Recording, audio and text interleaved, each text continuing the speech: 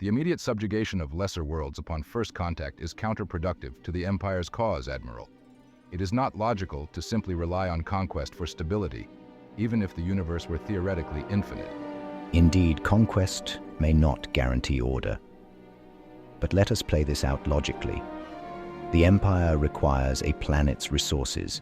Peaceful first contact is initiated, along with a slew of diplomatic overtures and agreements signed over the course of years.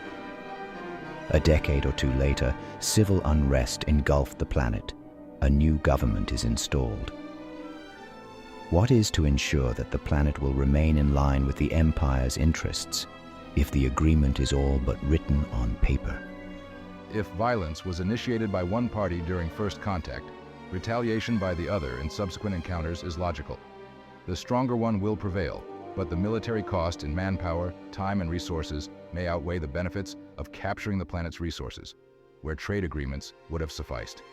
Policies on defense agreements could be decided on at a later date, if there is a concern for political upheaval. Agreements that cannot be enforced unless the dominant party shows his hand. Peaceful overtures could potentially be seen as exploitable weaknesses by lesser powers, as was the case with the Republic and the Mandalorian, and the initial contact between Federation worlds and the Klingons.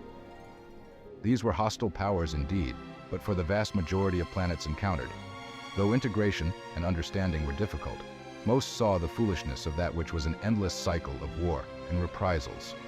Even if membership into the Federation was not considered, cordial relations would still be logical in the place of militaristic expansion.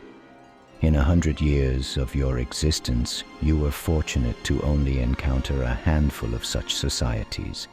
But it would be a major lack of foresight to assume such is the case for the rest of the galaxy. Your Federation has barely scratched its surface. 2 more unexplored quadrants, I presume. What happens if these other quadrants were home to more hostile powers? There is always a possibility that is the case, though such differences in approaches are based on our galaxy's divergent histories.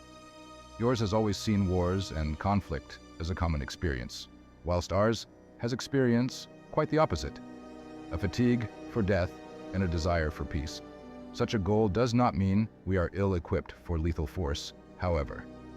I have no doubt of the Federation's abilities to muster its superior resources to overwhelm its opponents in a long, protracted conflict. That is, if its people have the stomach for war. I see your logic, Admiral, yet the fact remains that there is always a push where you pull. An eye for an eye and a tooth for a tooth. An old human saying I believe, which would describe an eternity of war.